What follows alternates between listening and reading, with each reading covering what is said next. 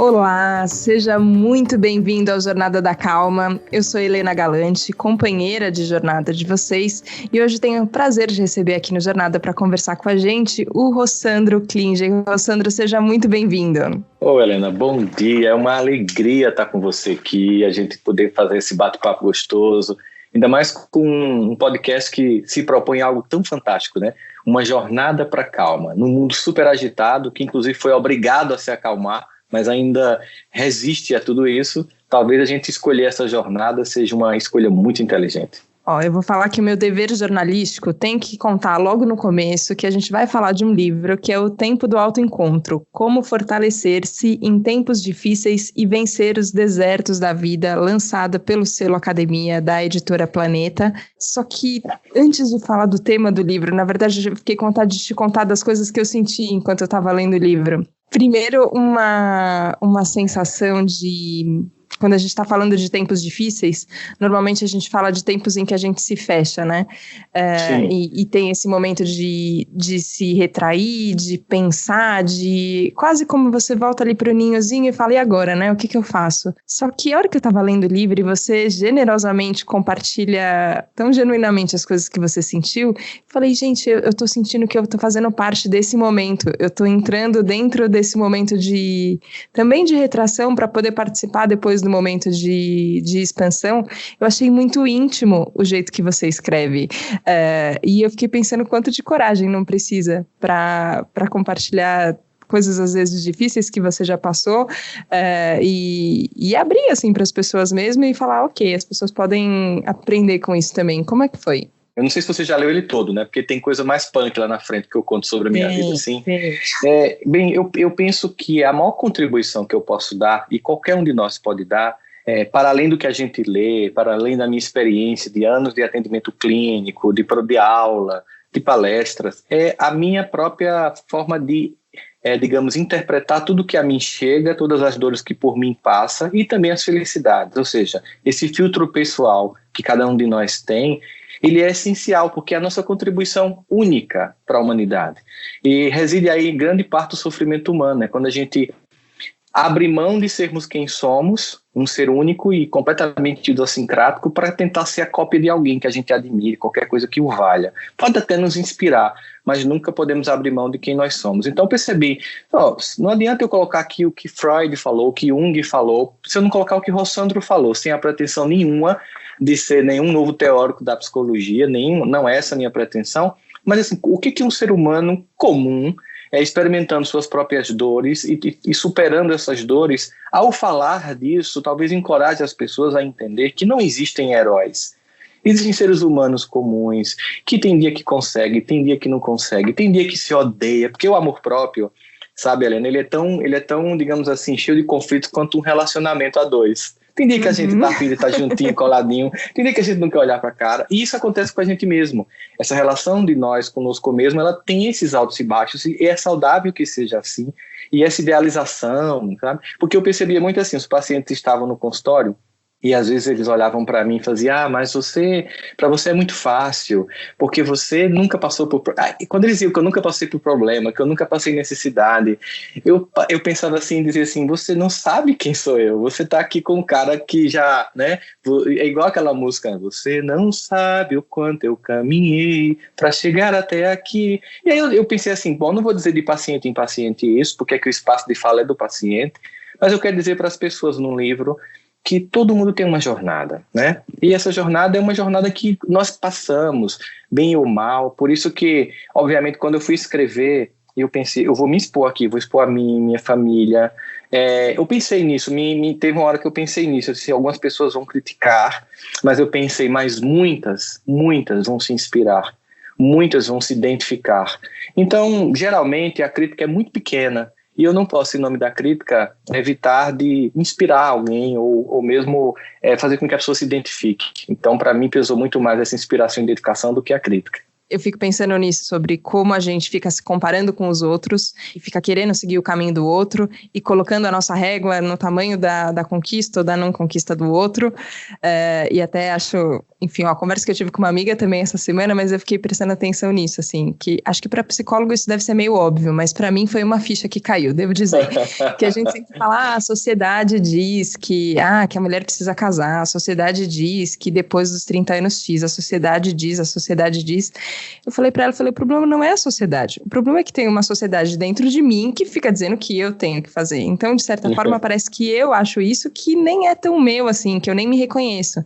Só que nesse lugar em que eu fico me comparando, quando eu vejo, eu já tô me desculpando por ser quem eu sou. Eu já tô achando que eu não posso seguir o meu caminho.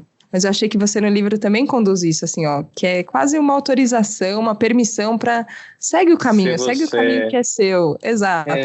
Você sabe, duas coisas que você falou, acho que são extremamente importantes e libertadoras. Uma é entender que toda normatividade, ela esmaga. Quando eu creio o que é um bom aluno, o que é um bom filho, o que é uma esposa ideal, o que é uma mulher ideal, o que é um homem ideal, toda vez que eu crio esses padrões, eles não nos servem para motivar a alcançá-los. Eles servem para nos mostrar quem nós não somos capazes de ser, porque eles são idealizados demais. Eles são quase uma versão X-Men de nós mesmos, e isso nos estimulam. Sabe, uma vez eu atendi um paciente, Helena, que ele chegou lá, e eu assim, me diz uma coisa, o que é preciso ser finalmente se sentir feliz? Traz para mim uma carta semana que vem, dizendo quais são os critérios que você tem que dar match para dizer, sou feliz. Aí ele trouxe. Aí eu queria ter pós em Harvard, eu queria falar 6 idiomas, eu queria parecer com... Aí começou aquela viagem, aí eu olhei assim, cara, isso aí não é a carta da felicidade, isso é a carta da infelicidade perpétua. Ele disse, por quê? Porque ele disse assim, isso para mim me estimula. Cara, isso não estimula ninguém, isso não é meta a ser alcançada. Esse ser que você criou é um ser que todo dia olha para você e diz, olha, idiota, quem você não é. Ele não está dizendo, olha para onde você pode ir. Então faz o seguinte, pede para esse X-Men que você criou, descer aqui para o mundo real e aguentar o que você aguenta e ser quem você é. Aí eu digo que ele é um herói. Porque no mundo idealizado de Harry Potter é muito fácil você ser super potente, ter uma marquinha e derrotar Voldemort. No mundo real é muito mais complicado. Isso é uma coisa, ou seja, os padrões, eles mais esmagam do que incluem, eles excluem. E essa sociedade interna é aquilo, é muito mais o que a gente comprou do que disseram do que o que nos dizem. Eu não posso controlar o que estão dizendo para mim. Se a pessoa chegar para mim na rua, você é um idiota. Bom, se aquilo reverbera em mim, talvez eu tenha encontrado um lugar de idiotice dentro de mim mesmo. Se não está ali registrado em mim, não me diz respeito. Eu não posso me trocar com todas as pessoas e nem posso comprar todas as propostas. Eu acho que curadoria emocional seria a palavra. Eu preciso fazer uma curadoria do que é realmente relevante para que eu entre no meu coração. Tem coisas que eu posso considerar num determinado momento ou numa fase da vida. Depois eu percebo que aquilo não serve mais. Muito obrigado, né? Que bom que você me ajudou a chegar até aqui. Que bom que essa ideia, ou que esse padrão, ou que esse paradigma, ou que essa forma de ver o mundo me ajudou a chegar até aqui. Nada de mágoa, nenhuma revolta contra isso. Mas agora, para eu continuar, preciso abrir mão de você. Não dá mais para continuar acreditando nisso. Tem esse momento, né, que eu acho que justamente o livro fala muito desse autoencontro, só que tem esse momento de transição, que eu acho que você fala muito bem também, que tem uma coisa que era, e tem uma coisa que vai ser.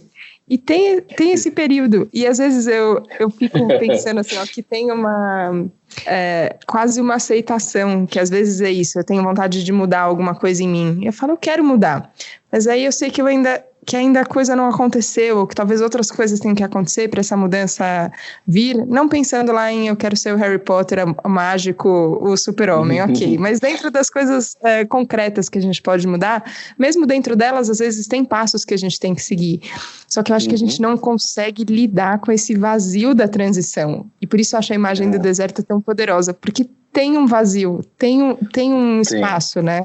Eu não sei nem se é um espaço de tempo ou se é um espaço físico, mas tem um espaço. Eu acho que ele é de tudo ao mesmo tempo, sabe, Helena? Esse ato entre uma Helena que ela não quer mais ser e a Helena que ela ainda não conquistou ser, é um espaço em que você vai ter que olhar para essa Helena que você está deixando, não com ressentimento, porque isso te deixa preso a ela, não com ódio do passado, não com lamento, mas com gratidão, porque todas as escolhas até ali foram as que foram possíveis diante do teu repertório de possibilidades. Então, é te fazer um namastê pro teu passado, sabe? Abraçar o deserto, porque eu preciso me desidentificar. O deserto, ele tem um papel, ele tem inúmeros papéis simbólicos e psicológicos, mas entre eles eu preciso me desidentificar com esse lugar para ir para o novo. E por isso que ele é um lugar provisório, ele é um lugar de passagem, não é um lugar para permanecer. Ninguém suportaria, né? Emocionalmente, psicologicamente, simbolicamente, ninguém suportaria viver lá dentro do deserto. Você tem que passar por ele, para que você possa se desintoxicar, se desidentificar com padrões que não vão mais fazer parte do teu novo momento. Ele é o ponto de inflexão na história de cada um de nós. Passamos por ele individualmente ou coletivamente, como a gente está tendo a oportunidade de presencialmente viver essa experiência histórica agora da pandemia. Agora, quando a gente está falando desse caminho, eu acho importante frisar também que não é um lugar que você vai ficar para sempre. E eu acho que isso também nos ajuda, inclusive, a ganhar musculatura, né, para poder lidar com todas as coisas que estão acontecendo. Você sabe que é uma transição e que vai chegar um outro momento. Mas eu fiquei encantada um pouco como você conduz essa jornada de uma forma que é uma jornada espiritual, e assim, assumidamente espiritual, só que ela não perde a conexão com as coisas que estão acontecendo aqui nessa esfera tão mundana que a gente está. Então, às vezes é isso, é uma jornada de mudar de emprego, pode ser um fim do relacionamento, um começo de um relacionamento novo, e às vezes eu fico pensando que a gente tem que, como se fosse fazer as pazes entre essas duas esferas, sabe? Entender que a gente tem uma dimensão espiritual a ser desperta, e eu gostei quando, um pouquinho antes da gente começar a gravação aqui, você falou que a gente tem que despertar muitos, porque estamos precisando, temos muitos dormindo, exato. Então a gente tem que despertar para essa dimensão, mas isso também vai se refletir aqui no dia a dia, no acordei, fui fazer mercado, o carrinho do mercado, o que eu faço com ele, como eu faço. Como foi para você esse encontro entre essas duas esferas? Você sabe que durante a adolescência, eu tive acesso a um físico chamado Fritjof Capra. Ele escreveu 2 livros que eles tiveram certa, digamos assim, relevância na época. Eu não diria tanto como o Yuval Harari tem hoje, mas ele teve um impacto profundo porque ele foi o primeiro ocidental a fazer uma relação entre a física quântica, as descobertas da física quântica, e as quebras de paradigmas das ciências, e apresentando um mundo holístico, sistêmico, que estava integrado. Então eu li na época era científica, ensino médio hoje. Foi o ponto de mutação e tal da física. E esses 2 livros, eles me impressionaram muito sobre a ideia de ver o mundo não desconectado, mas intimamente conectado. O efeito borboleta, tudo aquilo ali, né? Então eu comecei a ter essa visão. Meu mestrado, por exemplo, foi interdisciplinar. Até isso, eu fui fazendo pesquisas que foram... Eu fiz PIBIC durante a universidade, então eu fazia pesquisas que conectavam sociologia com filosofia, com psicologia. Ainda hoje eu falo sobre economia, falo sobre política nas empresas, falo sobre gestão. Porque se você tiver um olhar restritivo, você empobrece. Não com a pretensão de ser uma enciclopédia, um Wikipédia humano. Não é isso, mas é porque quando você desconecta as variáveis, elas perdem sentidos. E uma das desconexões que mais empobreceu foi a desconexão entre o sagrado e o material, o espiritual e o material. Como se eles fossem instâncias concorrentes, como se eles fossem separados, quando na verdade eles são intimamente ligados. Então, assim, para mim, o sagrado não é uma experiência mística que eu vou ter no final de semana. Para mim, o sagrado é uma experiência cotidiana de viver, né? Por exemplo, tá no supermercado, saber que eu tenho que correr porque a gente tinha marcado compromisso agora e dizer assim, papai, dá uma ajudinha aí porque eu vou ter que dar uma carreira agora. Ou seja, se eu não puder contar com ele com uma coisa simples dessa, ou seja, no cotidiano, assim, é como se fosse um relacionamento que eu tenho que desenvolver, uma intimidade, e essa intimidade não pode ser desenvolvida só no final de semana, porque aí fica, quando a gente faz essa separação, a gente cria aquele cinismo de você ter uma experiência, aspas, transcendental nos seus sistemas de crença de final de semana, chamar os que pertencem ao teu sistema de crença de irmãos, ou qualquer nome que identifique o grupo, mas segunda-feira ser tão sacana como qualquer pessoa, porque aquilo não te toca no teu cotidiano. Entende? Como assim, essa ética, essa transcendência, essa visão fraterna é só para os meus. É aquela ideia do quem é o meu próximo, né, que o doutor da lei pergunta para Jesus, e o samaritano é quem responde no gesto cotidiano. Ele vai lá, passa, simplesmente ele tem empatia, porque, como diz o texto, ele é movido de íntima compaixão, mas olha o detalhe, ele vai lá, ajuda o cara, leva na estribaria, deixa uma graninha para pagar as despesas se tiver mais alguma coisa, né? Tipo assim, o cara não tinha plano de saúde, então se tiver mais alguma coisa, fica aqui pago, mas ele segue a vida dele, ele continua a jornada dele. Ele não empatou a vida, ele não parou a existência nesse processo. Então, assim, ou seja, você percebe que é uma coisa cotidiana, e toda vez que eu tiro Deus do cotidiano, ele vai para um lugar em que eu vou ver essa relação de forma cínica. Então, é preciso viver isso cotidianamente. Por isso que tem muita, isso é discutido na sociologia, muita adesão sem conversão. Porque conversão não é mudar de religião. Conversão é mudar de atitude em qualquer sistema de crenças. Entende? A adesão é quando você apenas adere a um conjunto de ideias que você acha legal, mas aquilo não muda o teu comportamento. Então você é uma pessoa completamente que vive numa cisão psíquica, sabe? Existe você no final de semana e você no dia de semana. Então assim, isso com o tempo começa a provocar uma angústia, porque a alma está dizendo aqui, isso aqui é fingimento, não é concreto. Tô tentando lembrar a frase exata que tem no livro, quando você fala que da gente saber o que é bom, mas às vezes não fazer o que é bom. A gente sabe, mas a gente faz o errado, como se fosse assim. E eu fiquei pensando Paulo isso, que assim. Fala, né? Isso, essa frase. Como é? O bem que quero fazer não faço, mas o mal que não quero faço. É o que Freud vai muito tempo depois na psicanálise chamar de ambivalência psíquica. Existe o meu lado sombra e meu lado luminoso.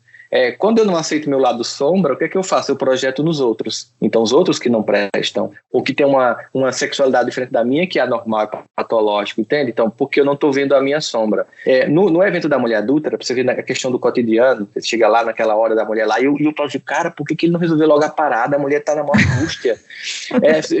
Porque eu quando eu fico lendo o texto, eu fico conversando assim, por que não resolveu? Eu fico imaginando, você imagina algumas soluções práticas. Ele poderia ter jogado a capa da invisibilidade de Harry Potter nela, ninguém mais a veria. Não poderia. Segunda possibilidade, já que ele transformou água em vinho, ou seja, ele manipulava os elementos químicos, ele poderia ter transformado as pedras em areia. E o máximo que ela ia precisar depois era de um colírio, não é verdade? Ou já que ele andou pelo mar da Galileia, ele poderia ter tornado ela uma pessoa capaz de flutuar, então as pedras não iam atingi-la. Mas ele deixa a multidão chegar perto da mulher, junto com a mulher e perto dele.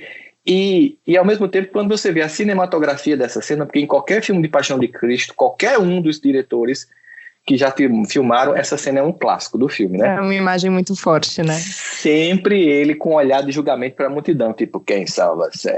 Eu conheço cada um, vocês não têm moral. E não tem sentido, né? E aí eu comecei a... Peraí, pense como psicólogo. O que está querendo ser dito aqui? Porque tem os não ditos, né? Muito fortes.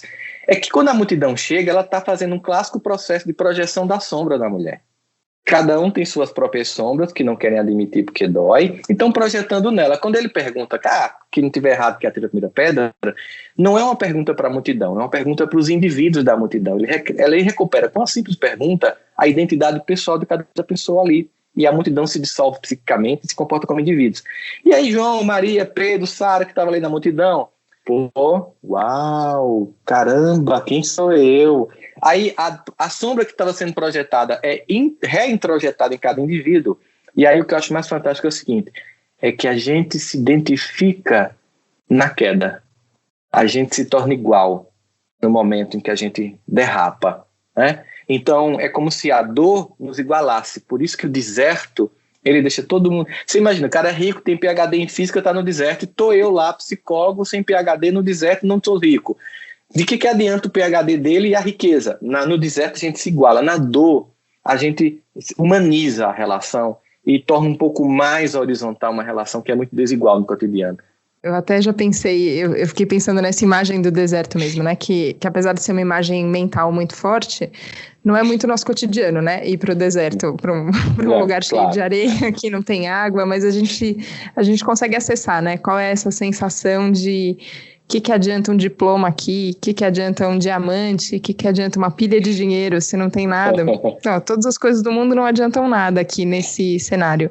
Eu acho isso muito importante e eu acho que isso que você falou de certa forma tem essa capacidade de igualar a nós todos, eu acho importante. Mas eu fico pensando como a gente não transforma isso, que eu acho que é um equívoco, mas às vezes eu pego a minha cabeça fazendo essa pegadinha, achando que então eu tenho que sofrer, então eu tenho que experimentar a dor, porque se não for por esse caminho, não existe aprendizado, sabe? Eu vejo... não sei, eu fico vendo por você, assim, ó, quantas pessoas hoje você fala, tem uma sensação de muita abundância, assim, né, de conteúdo e de pessoas que te procuram, pessoas que são tocadas pelo que você fala e mudam a vida, tem uma sensação de abundância. Como é que a gente aceita ela também, né? Não intencionalmente passa pelo sofrimento, sabe? Pergunta muito, muito massa, sabe essa, Helena? Porque uma coisa quando a gente fala do deserto, não é dizendo que é obrigado, é necessário, tem que ir, mas que invariavelmente em momentos da vida isso acontece. Quando a pessoa acha que isso tem que acontecer, ela busca uma coisa que não é necessária. Eu poderia até agora usar um axioma oriental que diz: o homem sábio, o homem comum não aprende com os erros, o homem inteligente aprende com os próprios erros e o sábio aprende com os erros dos outros. Então, se eu olhar o deserto do outro, eu evito entrar naquele ponto ali. Então, eu aprendo, né? Então, quando eu coloco, por exemplo, a minha vida, numa tentativa disso, assim, aconteceu comigo isso, evita. Se você puder, não cai essa ficha, como você falou, com 40, com 30 anos, cai com 20, você vai poupar aí uma boa caminhada, você vai desviar de um monte de coisa que não é necessária, que é o que os nossos pais dizem: não vai por aí, eu já fui, eu sei que eu consigo, tem aquela época da sentimento de vulnerabilidade na juventude, não vai, olha, vá por mim, eu já caminhei para não, você não é da sua geração, você não sabe o que eu estou vivendo. Mudam as coisas, mudam certas coisas, mas no fundo as dores humanas são as mesmas. Então, quando você escuta, você evita. E claro, muitas vezes o próprio sentimento do deserto ele é fundamental para poder entender a abundância. Porque quando você não tem a experiência da falta, você não entende o que é o excesso. E você acha que aquilo é comum e é dado. E aí você se torna blasé, sem prazer. Porque, é só aí, sabe aquelas pessoas que têm aquela cara de, você pode chegar lá, oferecer uma coisa que você faz com todo carinho, a pessoa fala, obrigado, como se fosse assim uma coisa, uma obrigação, porque ela nunca teve a falta. Então, a abundância, ela é sentida com contraposição aos momentos de falta. Na natureza, o mar avança, o mar recua. Se o mar só avança, é tsunami, se ele só recua, é seca. É preciso as idas e vindas. Então, essas experiências, diga assim, não precisa ser de dor. O registro do momento, se eu quiser apenas ficar na dor, eu não aprendo. Mas se eu entender que aquilo também é lição, eu não fico preso àquele sentimento e as próximas vezes aquilo não vai representar para mim um desespero, vai entender-se para mim o seguinte: mais um momento de se refazer. Mais um daqueles degraus da escala do processo evolutivo do ser em que eu fico no hiato. Eu fico numa quina de mudança inflexiva que eu tenho que me redefinir. Eu sei como já passei por isso, paciência, a resposta não está pronta, não é agora, não adianta voltar para a zona de conforto, eu vou ter que seguir e ainda não está pronto, sabe? Quando a gente passa muito por isso, né?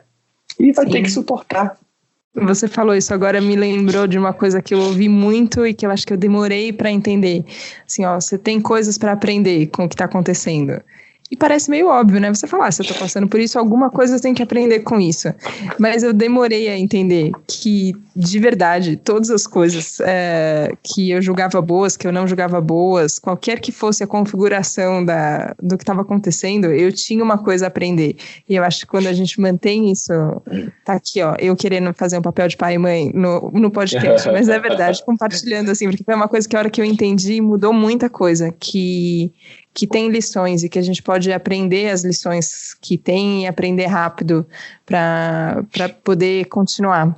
Sobre continuar, eu queria te perguntar sobre o poema que tem no final do livro, que eu achei muito bonito. Queria primeiro te perguntar sobre o exercício da escrita. Você já tem outros livros, então é uma forma de comunicação que para você é bem natural, mas eu gostei de ter um poema ali no final também, é um outro jeito, né? Pois é, eu acho que eu tenho hiperatividade e déficit de atenção, né? Então isso foi uma coisa que me marcou muito durante a escola e era uma coisa que fazia com que muitas pessoas não acreditassem que eu seria capaz de terminar o ensino médio. Mas a minha mãe, meu irmão mais velho, fazia, vai terminar assim, né? Com aquele olhar da minha mãe, tipo, ou vai, sabe? Só que ela respeitou muito o meu jeito, ela entendeu que eu não conseguia ter aquela disciplina de sentar, estudar, fichar o livro, marcar o texto, depois fazer um resumo. Eu nunca consegui fazer isso, porque me dava impaciência. Então termina que isso hoje também é uma coisa legal, assim, eu faço multitarefa. eu descobri que isso era legal, por um lado, mas que eu também precisava de foco. Então, quando eu preciso de foco, eu agora consigo fazer isso. Para terminar o livro, eu tenho que ter foco. Mas eu toco violão, eu componho música, eu faço poema. Então, assim, só que muitas dessas coisas eu ainda não tinha colocado para as pessoas. Tem muita coisa que as pessoas ainda não sabem. Então, tá vindo agora uma pessoa que compõe, tá vindo agora uma pessoa que faz poemas. Eu tô deixando devagarzinho, porque eu tô querendo... É como se fosse assim, é mais uma forma de falar disso, né? Agora a forma da escrita foi assim, eu não me imaginava escrevendo, nunca me imaginei escrevendo um livro, nem como escritor, mas a minha mãe era jornalista, e então eu vivi nesse mundo jornalístico. Quando entrou nas redações computador, minha mãe não se adaptou ao computador, então ela fez o seguinte, nós compramos um computador lá para casa, e ela continuou fazendo os textos à mão, só que em vez de ir para aquela maquinazinha dela, né, da IBM para digitar, com aquela esferinha, não é do teu tempo não, Helena, tu tá rindo, mas tem um barulhinho, eu sei qual é. Sabe qual é, né? Pronto. Então o que acontece? Eu peguei o computador, ela escrevia o texto à mão, me dava para eu digitar. Eu digitava, imprimia, aí ela corrigia. Aí eu digitava, imprimia, ela corrigia. Só que ela fazia isso assim, muitas vezes, e me dava muita raiva, eu ficava muito puto, mas eu não aguento mais, pelo amor de Deus, é a 30ª vez, eu não suporto mais, ela não tem o que fazer, é o jornal que bota o dinheiro da feira na casa, então você tem que digitar. Eu ficava muito irritado com aquilo, mas foi engraçado, porque quando minha esposa, ela percebeu que as pessoas, quando iam para as palestras, elas queriam alguma coisa para levar para casa. Aí minha esposa fez, seria bom você escrever sobre o que você fala, porque você poderia aprofundar mais do que 1h30 de palestra, as pessoas poderiam levar um conteúdo para casa. Aí eu pensei, um hiperativo escrevendo livro vai ser muito legal. Você sabe que o primeiro livro que eu escrevi eu tomei Ritalina, que é de hiperfoco, assim, né? E o primeiro dia eu sentei de 8 da manhã e saí da cadeira de 2 da madrugada. E eu esqueci de comer. Eu tive dor de cabeça. Aí da outra vez eu digo, nossa, aí eu botei o alarme, assim, acorda, toma, aí você vai, toma café, toma água, fui hidratando, porque eu fiquei parecendo aquele filme que o cara toma uma droga e fica com uma inteligência superior e tal, mas não é bem assim, só que me deu um foco, e depois eu comecei a aprender a ter o foco sem tomar o medicamento, porque me dava muita dor de cabeça. Só que aí você vai, claro, foi igual quando eu fiz pesquisa, quando eu fiz pós-graduações, no começo você é meio estressante, depois você ganha ritmo, né? Quando eu comecei a escrever, aí eu lembrei, você não assistiu esse filme, a primeira versão do Karate Kid você não assistiu, Senhor Miyagi. Acho que não. Então tem uma cena, não assistiu, mas se tem pessoas da minha idade, vão lembrar. Tem uma cena que ele quer aprender a lutar Karate porque ele quer derrotar alguém na escola. Ele vai para um mestre japonês e o cara manda ele encerar e manda ele pintar a casa e encerar os carros. E ele fica muito irritado porque ele está sendo explorado. Você está me explorando. E aí ele bota ele para pintar e encerar, e quando ele faz o movimento de encerar e o de pintar, é um movimento de defesa. Então ele estava treinando sem saber. Aí eu lembrei da minha mãe. E eu disse, enquanto ela me obrigava a digitar os artigos, eu aprendi a escrever do jeito dela, sabe? Inclusive está no meu projeto, ela escreveu vários textos, ela escreveu muitos textos, ela era uma jornalista opinativa.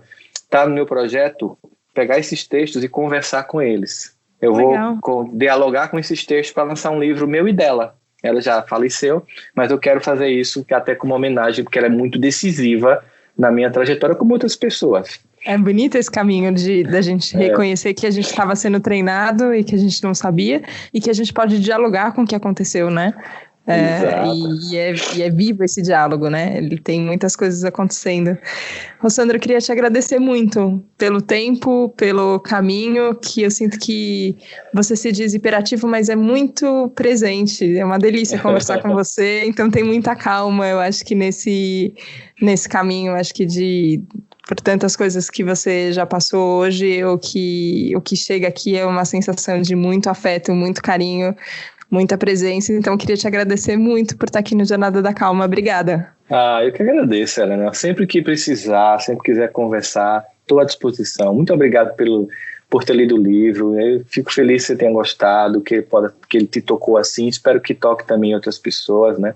Tá saindo um novo agora sobre relações abusivas. Então, quando tiver também, daqui para o ano que vem sai. Então vai ser uma alegria a gente voltar a conversar. Mas independente do livro, quando quiser, sabe, parabéns pelo trabalho. Eu acho que tudo que a gente puder fazer para acrescentar, e como eu te falei no começo, antes que a gente ainda estava em off, né? Temos o mundo dos despertos, pessoas que estão querendo fazer uma jornada para a calma, para o amor, para a fraternidade, para a compaixão. Temos uma multidão que dorme e temos o grupo dos espertos. E nosso objetivo, nos que estão despertos, é acordar os que dormem e converter, no bom sentido, os espertos para que eles também despertem. Um beijo no coração, muito obrigado.